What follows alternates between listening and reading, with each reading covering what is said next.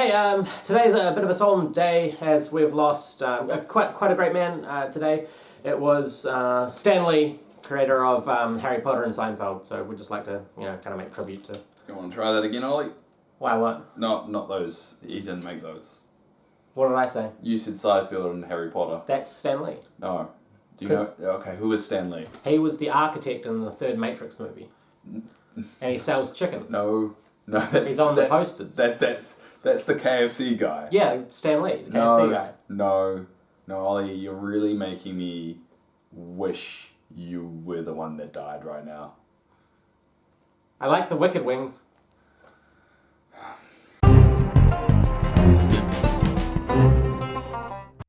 Hello and welcome to NPCs of Wildemount, reviewing Critical Role 2, episode 41. Can you believe we're nearly at 50 of the new campaign? No, I cannot. Pretty cool. I have... That was no banter at all. That was just me stating things. Yeah. You're not used to me just being polite and just agreeing with you. I'm a little bit creeped out by it, Dave. Alright. Yeah. So... I'm filming this on my birthday, for the record. Yeah, so if you want to wish him a happy birthday in the comments... Then you're too late, because by the time this comes out, my birthday will be over. So actually, get out of here with your maybe wishes. Still going in America, but yeah. It's November 13th, for those who want to steal my identity. Go nuts. I don't need one.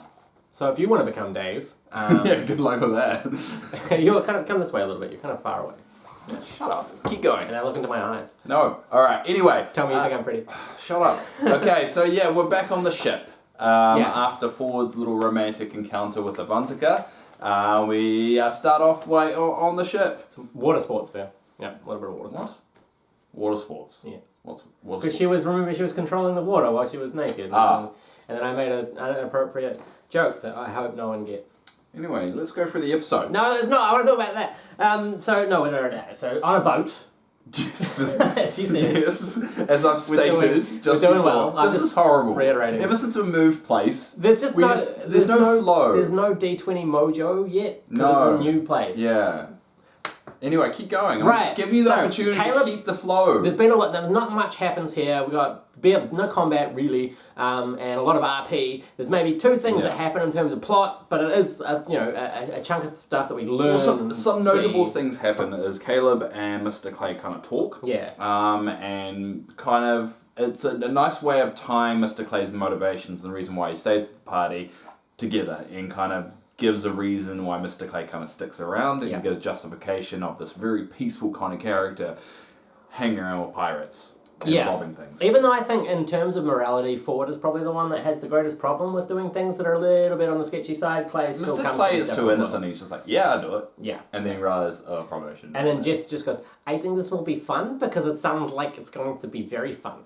Yeah. Yeah. So she doesn't really care what she's doing as long as she's having... You really want to try and convince people you can do a good accent, don't you? Because I just by fluke managed to do the Jester one like half alright. Just like the first time you've done it. Ever since then, it's just like you're reaching. Wait, what about Snake from The Simpsons? Alright. I don't know who that is. Good. In that case, you can just pretend that it was... Do you want to do a poo and really No. just really push that boundary? Should we just get like real political and real like recent and just drop a whole bunch of names? Just racist accents. Yeah. That's all I'm asking for here. Just racist accents? Yes. Can I do a New Zealand racist accent? Okay, go. New Zealand. Oh, years, yeah. Give me a stubby and drink the beer, mate. Do you even live in New Zealand? No, I don't. Do you even know I spend all my time playing World of Warcraft in my room. Let's continue. This is what the review is about. So, Caleb gives Clay this item of wound closure, essentially protecting the cleric. Now, this is very good thinking in terms of strategy of D&D. Keep the cleric and healer alive as best you can. Exactly, because Caleb makes a mention, if you go down, we all go down. Yeah, so basically it stabilizes him if he hits 0 hit points, which is fantastic, saves him from making death saves, keeps him around long enough to maybe get a potion down him or something, so he comes back and looks after the party. And just to not talk about the kiss. And he was very cute. Yeah, the kiss that kind of happened of when Ford had to breathe into Jester to keep her alive. Yeah. And then it's decided that Jester's going to play the game of just ignoring him. And I'd like to point out, and I think we can both agree, as guys, that is the worst strategy in the history of dating. Yes, that's the equivalent of a guy sending a girl a dick pic for no reason and just expect something to happen out of it. Dave, I sent you that picture out of love. I have told you many times. I drew a face on it for that fuck's you sake. have to go to a doctor. That isn't normal. I made it dance. The rash and is sing not normal. It's a Moulin Rouge. It's literally Do you have any another idea how penis long sticking out it took to learn those lyrics? Anyway. So that's a very Probably bad not long. idea. You probably listened to it too much. Fair point. Yeah. So now I will just say, legitimately, no, if you pretend you're not interested in us as guys, we'll be like, oh cool, they're not. Sweet, off we go. You know, that's the worst. And don't send random dick pics to people. That's not how to win a girl's heart. Yeah. I'm sorry, a girl just isn't waiting around and then goes, oh look, got a message on Twitter. I hope it's a penis. Oh, it is. I ain't gonna marry that man. So please, that's not how it happens. No dick pics for love. And whoever, I can't remember who it was, but the fan that sent me the very weird gif at 3 a.m. of the man with tiger nipples squirting milk onto another man's face. That's a true thing that happened. That was weird, okay? No one's ever sent me a weird thing, but they all send you the weird ones. So I'm happy with this. I'm happy with it. Anyway, if you're interested in us, just tell us. We don't get signals, we don't get gains, just fucking tell us. Anyway, the night's end, they rest up after all the events that have happened, and essentially they're going to make their way to Darktow. Yes. So this whole episode is basically sailing to Darktow. And then it kind of ends with when they finally get there. So it's kind of a travel episode, but I wouldn't call it a typical travel episode, because there's some really heavy encounters. Well, that's what happens every time they do a travel episode. They always shove an encounter in there that maybe a bit unnecessary, didn't really need to happen, but it happened anyway. Yeah. That's just like the one when they were moving down from the Empire to the Marangi coast. They had that random encounter with like the ogre. Titans. Yeah, with the ogre. Wasn't it ogres? I thought it was two-headed guys. What was the one where they were getting chased and Reddit was furious because they ran faster than physics would allow a fantasy creature to travel? I don't know. Anyway, Like, so essentially we've got Ford becoming the, quartermaster, kind of getting promoted over this person called Vera, which is kind of interesting. So he's kind of like being Avantika's like, not second in command. Right-hand man. Yeah, kind of rising through the ranks. Yeah, and all the other members of the Mighty Nein kind of learn a skill over the time they're travelling, which is a nice little character element you're adding onto a character. Actually, a really cool D&D thing is to have moments where your players can pick up stuff. It doesn't have to be a spell, necessarily, from like leveling up. You can just teach a player, hey, now you're proficient with this because you spent some time, or now you get a bonus making tattoos, for example. Yeah, and that's the case with Jester. So he finds Ollie the Turtle, who I just realised is very similar to Ollie the Turtle. I literally made that joke when it was revealed about Ollie the Turtle on this particular show. This is the second time in a week that this has happened because... Okay, let's talk about this. No, we don't have time. Talk about this. Ollie sent me a message going, hey, did you see that time where Sam was covering up for Laura when she was pregnant? And I literally talked about that on the show. And I linked that video at the time where it was revealed in the NPC's description. Okay, so with Dave, you say something. It's kind of like an egg coming through a trans-dimensional hole made of steel. It comes through and it clanks into a big pile of other eggs. When you tell me something or something happens in my life, which is very vague, it's more like pouring sand for an hour house? No, those are the days of our lives. Just onto the ground. Okay. In a very strong wind. Yeah, but what's annoying is that you act like you were the first one to ever discover this. I was like, Dave, whoa. And you're not going to believe what I that was discovered. like just literally what just happened. You're like, oh, did you know? It's like, yes, Ollie. We know. I'm essentially just the slowpoke meme. I'm pretty sure you would repeat the same episode over and over again if I wasn't included in the TV. Julia actually gets upset and kind of just goes, yeah, you've told me that, and she is actually now starting to count how many times I tell her the same story. Yeah, it happens to me a lot. You tell me the same story, but I reached a point where I'm just like, I actually don't care. I'm not listening anyway. I didn't care the first time, I don't care the second time. I'm not going to change anything I'm doing. Exactly. Anyway, so as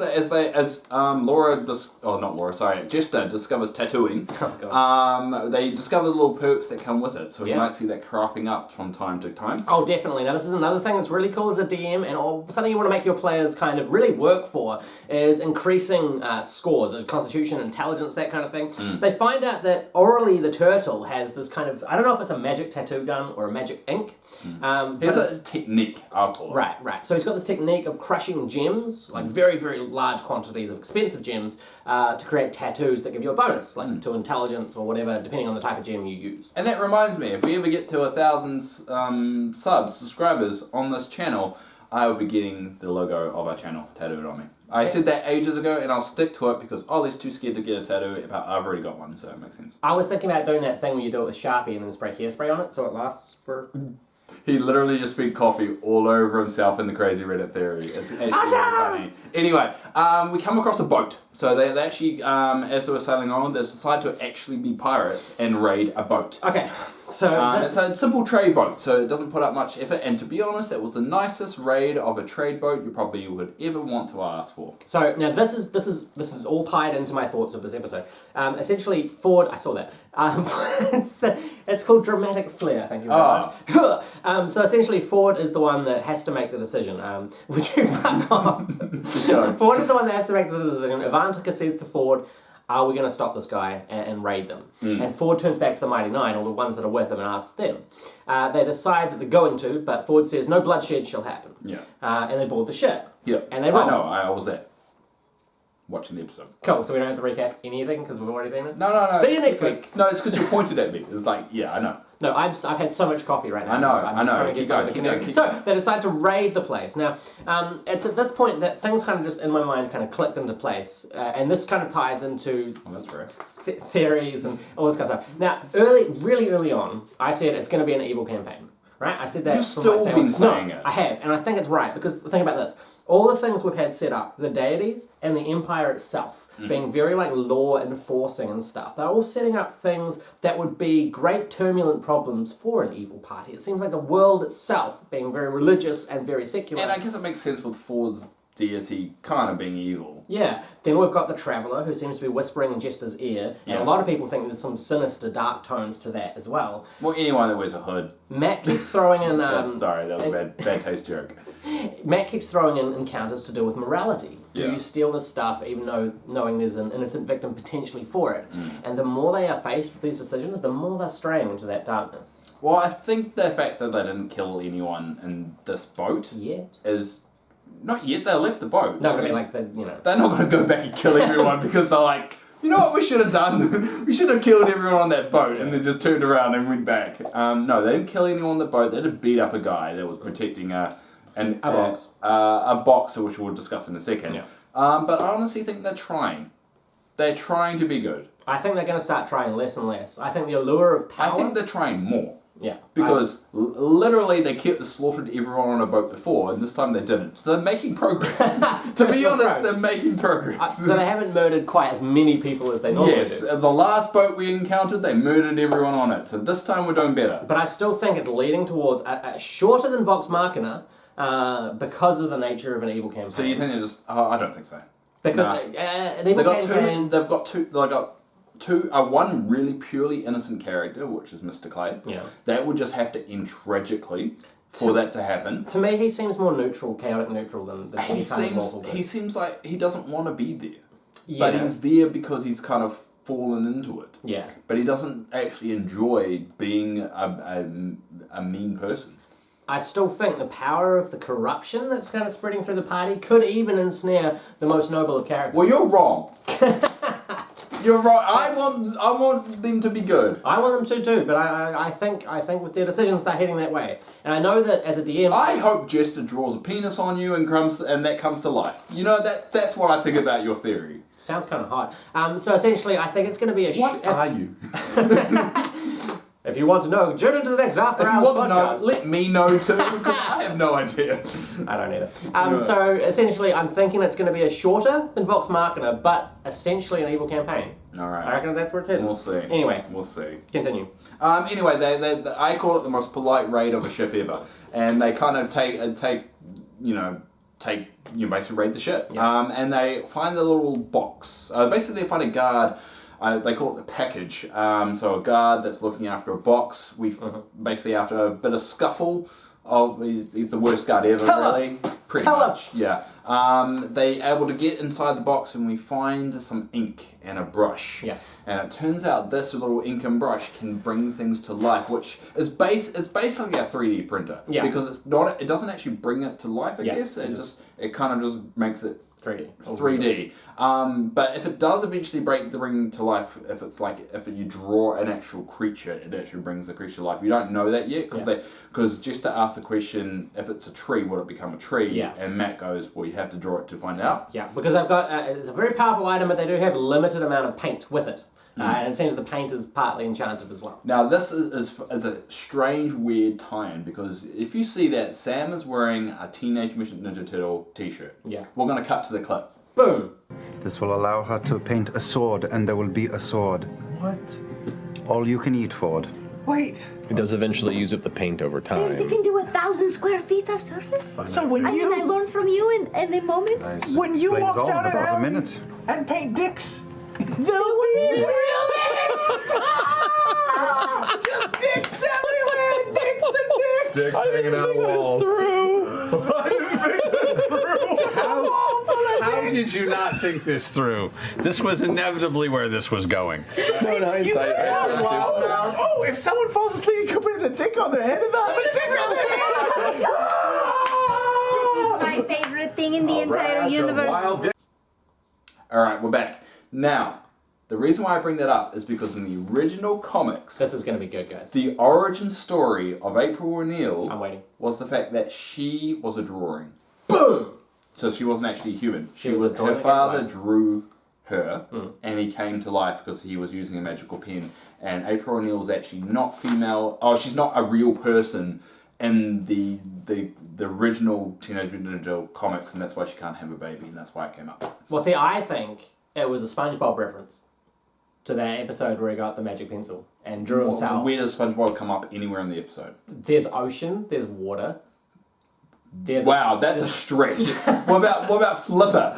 You could have Yeah, it's clearly some Flipper reference. What about Free Willy? I'm pretty sure Free Willy could have been in there too. Yeah, I'm pretty sure that's what this Ford's Teenage Daddy Mutant is Turtles based was on. literally in the episode, and that's why the tie-in, and that's why Matt did it. Obviously, everyone knows this. Yeah. Shut up, Ollie. It's hashtag shut up, Ollie. Alright, now that's a hashtag I can get behind. Yes. Along with Tweet Ollie Mercer. So we also get Never gonna the happen. companion. It's going to. Now we also get the companion to the metagaming pigeon, the Not There Fairy, which I hope becomes canon because it's great. Essentially, you do this quite a lot when you're. We used to do this quite a lot when we were playing. You'd be like, "Hey, you can't say that. You're not there." Yeah. So now I've got the "I'm not there" fairy, which I think is fantastic. Yeah, which I kind of like. Some people need to remind that you can't Be in every encounter because it could be like specific. to someone. exactly, Yeah. and your character needs to discover that information on its own. You can't metagame, and that annoys me sometimes. That's why I did it. I'm still loving Travis's ability to now play an intelligent character and use his intellect. I think outside Travis of is struggling with it. Travis is It's struggling not- to be the go-to guy that's supposed to be pushing the plot because he hits so many of those walls going, I have no idea what I'm supposed to do right now. And And he he's- verbally says it as well. And he probably misses being able to go, I don't know. His character's a sailor. He knows nothing about sailing and he has no idea what he's doing. Like at the end of the episode when the quartermaster's job was to split up the loot. Yeah. But he forgot that. And then Vantico ended up getting all the loot and he's just like, Yeah. damn it. I should probably... I probably should do that. And he's just his hands in the hand. It's funny. So now, the item itself is, I think, gonna have to be nerfed in terms of what it can do, because It's going to run out of ink. It does seem, but I mean, it seems powerful. For example, if you drew a hole Yeah. or something in like the boat, would it just sink? Like... Well, it seems limited in the sense of its 3D print stuff. Like you draw a dick, and it. The first thing they did when they got this was, what happens if we draw a penis? And the question is, why happens to draw a penis on someone? And Matt says, I did not think this through. No, and you would think like the painter is Jester. Yeah. So if you give them this, Yeah. Jester's most likely going to get it. And what does Jester like to do in Decks! that book? Draw decks everywhere. Exactly. Come on, I don't know Matt. how You Matt should have missed foreseen this. that. I don't know how. But it's gonna be we, interesting. we draw a hard dick. Yeah. Not a flash dick. No. A hard An one. erect penis. Yeah. So, but it turns out it to be like a bit clayey or It turns rocky. into like marble. So it's a question of whether Matt decided to do that because he realised what was going to happen, I think it was. or it's because that's Matt's always intention is anything they draw to actually just become a 3D image instead of becoming like a real an life accurate image. thing. We don't know because we have to wait for them to... I suppose, decide on something that will use the paint well. I think it's going to have test to it. be like what comes to life is something that's like a human, like a complete humanoid, not bits of a humanoid. So you can't draw a hand. I don't know. And it becomes like part of a hand. It has to be an entire human in order for the entire human to come to life. I don't know. I don't think it's going to be able to do magical items or things that are impossible or creatures that are alive. I reckon it's going to be more like we need a ladder or we need like a boulder or something. Quick, draw one. Because the life thing seems like they could draw a dragon. Let's for now call it a glorified 3D printer. Yeah, cool. So the A 3D D&D printer. 3D printer. Hashtag fantasy 3D printer. Yeah.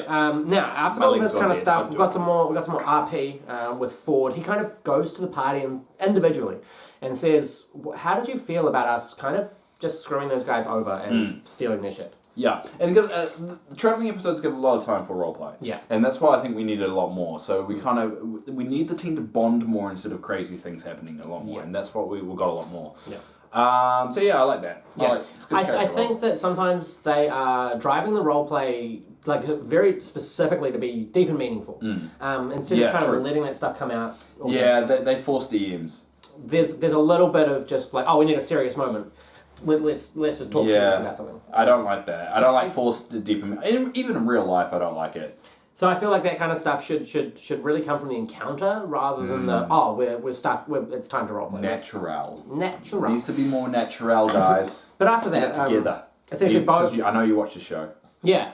Matt Mercer's a huge fan of ours. Yeah, that's why he's always tweeted you every time you've asked him. Yeah. No, exactly. Yeah. That's exactly right. Yeah. So then Bo decides that she wants to break into Avantika's office and steal some shit. How could that possibly go wrong with the dangerous ship captain that they're working with? Yeah. Yeah, she goes alright. And then we also get the Traveller talking to Jester. Yeah. Now this is where this week's crazy Reddit theory comes in. Yeah, the Trevor seemed a lot more evil this time. Yes. So I think Matt's slowly figuring out what the Trevor's going to be.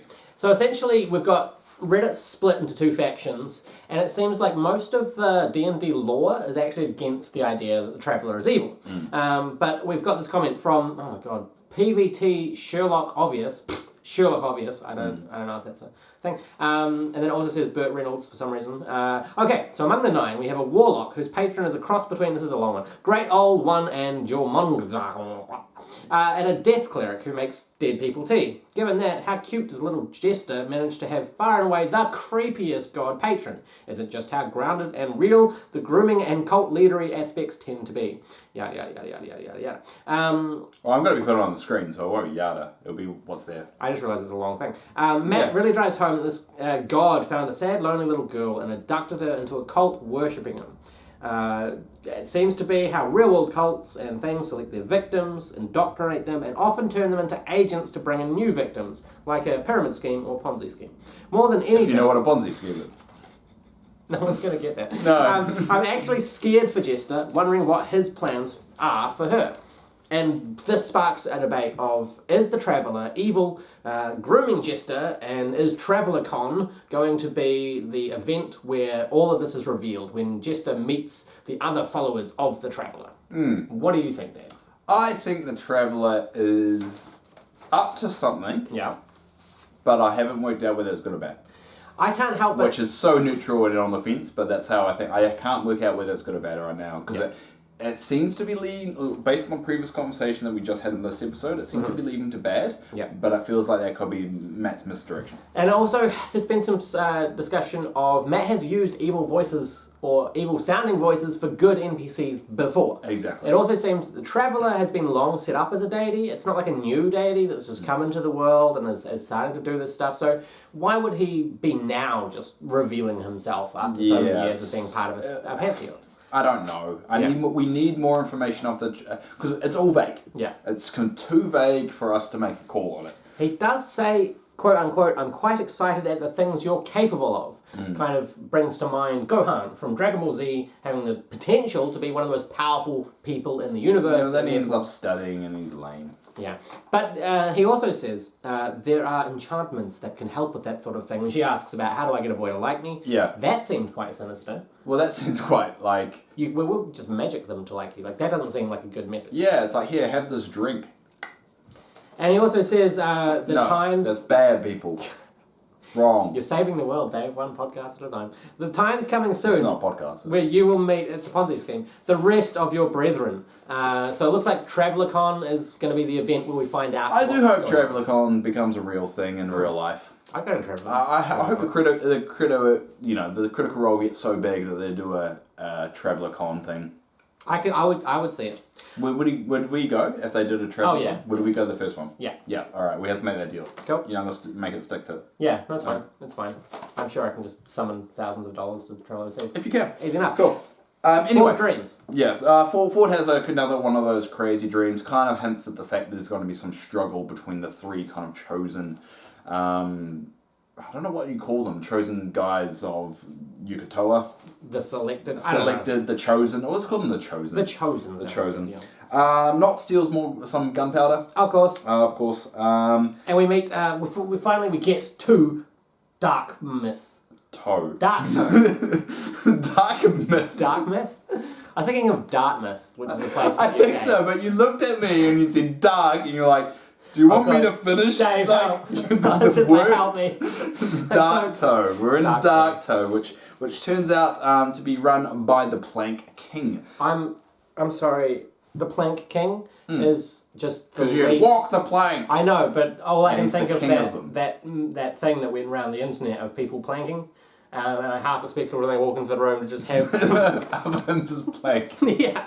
I just can't take them seriously now that because planking is a thing. Can you imagine if that's what he makes everyone do? Yeah. It's like, instead of bowing down to him, you just have to plank. Yeah. So I can't take him seriously, but he seems kind of scary. But yeah, they meet the Plank King. He's a very kind of interesting character. And we're probably going to be meeting more of him. He's essentially in charge of the entire operation, who controls, what were they called? The Revelers. Yeah. And Mighty Nein are now part of that coalition of people as well. Yeah. So it feels like that's going to come up more and more. And whether Mighty Nein destroy or make them succeed, don't know what's going to happen. But now they're in Darktow and they go exploring with a bunter. I reckon it's more seeds of darkness and evil being planted. No, stop being so into negative. this You know, cult. people at work call me a negative Nancy. And then I say positive things and everyone gets all uppity about them. So I don't really understand that. That's my work problems right there. Negative Nancy? Negative Nancy. You've never heard that term? No, I have. It just reminds me of the Nightmare on Elm Street remake. Because the main character's called Nancy. Anyway, now we're at that point Yes. where we read the comments of last week. So thank you everyone for sticking with us. I know we haven't released as much content as we were saying we've got a few things in the works and hopefully we're going to be back up normal and doing more things later soon. And what are you doing? Sorry, I was just loading the comments. Anyway, I'm going to read a comment. Okay. So this is from Alex the Great. Hello, Alex. Hey, Alex. Good to see you again. He says, just the fights with a giant lollipop, so an exploding fluffernutter fits.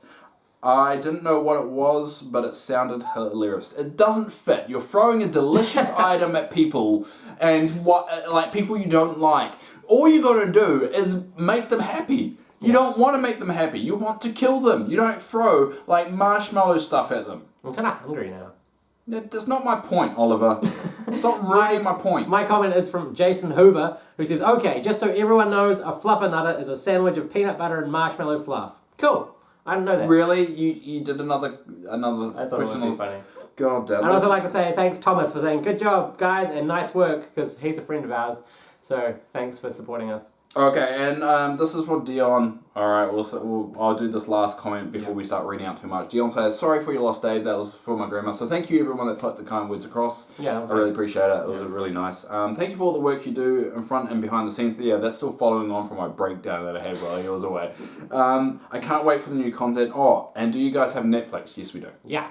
We do. We have Netflix over here. I'm actually still using Jason's Netflix. I'm still using my mum's. So technically, no, we don't have No, Netflix. technically we're doing Netflix the right way. We have access to Netflix. Of using other people's Netflix. Pretty much. Wait, the Jason's Netflix was the flat Netflix. Yeah. So that was my Netflix too. You were using my Netflix. Fuck So that's you. us. I can't log out either because I don't know the password to get back in. So as long as I Yeah, you can. No, you can log out. I just know because then I can't get back in. Exactly. So you can log out. You Yeah. just don't want to because it's stealing the. So, thank you very much for joining us on this episode of NPCs of Wildemount here on Yes. the D20 Multiverse. If you want us to read your comments, you have to put it on this video and then watch next week to see if we did. We probably will. Now, next week we should be releasing a whole bunch of content of kind of like, you could say a phase 2 of this channel, what we're planning, because we're going to be moving to 3 shows for a month, thanks to our lovely Patrons. So it's going to be really exciting for us. We've got some wicked things planned, and now that we're settled down here, we can do a bit of filming as well. So it's going to be exciting. There's been production meetings back and forth. We're talking about new projects and all the wonderful things we can do with this channel. So keep your Can you imagine eyes. us not being on camera, just arguing about things? That does happen. Sometimes. But we always resolve it civilly because we are gentlemen. So thank you very much for joining us on our Ponzi scheme, and we hope that you have wonderful... Stop. We're going to stop right here. He didn't know what a Ponzi scheme was. In the car while I picked him up and drove him here, he made up what a Ponzi scheme was. We're not going to say the context of it because that would be relieving too much personal information, but basically he said that someone's going to think it's a Ponzi scheme because his name was on a lease. Yeah, and I kind of knew that I didn't know what it meant, but I thought that hopefully Dave wouldn't either. No, I call you out on all the bullshit because no one ever calls you out on the bullshit you say. I do. And you know that. It's like having a little bird on your shoulder that actually like, oi. And you're like, look, I'm trying to create fucking false reality. I'm trying to make up things. Yeah, exactly. I want to live in denial, Dave, and you're not making it very easy. Yeah. But anyway, we've been wrapping this up for half an hour. Go fuck off and do your life. Wow. Not in the sign-off. No, fuck off. And you just mad the new sign-off. Fuck off. Get out of our house. That's my house. Get out of Dave's house. You're walking into a corner. I realise there's no internet. You literally walked yourself into a corner.